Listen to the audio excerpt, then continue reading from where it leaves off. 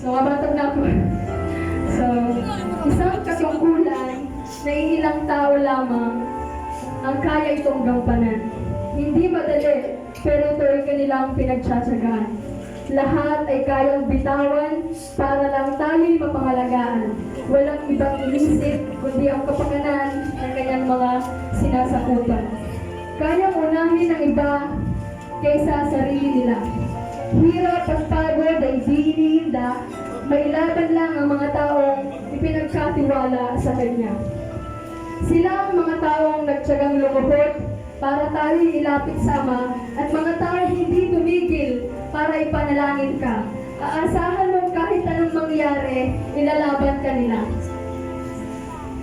Sila ang mga taong kamangha-mangha na kayang magtiis sa gitna ng kapighatian, kayang lumaban kahit nahihirapan, at kayang maging malakas kahit nasa kahinaan.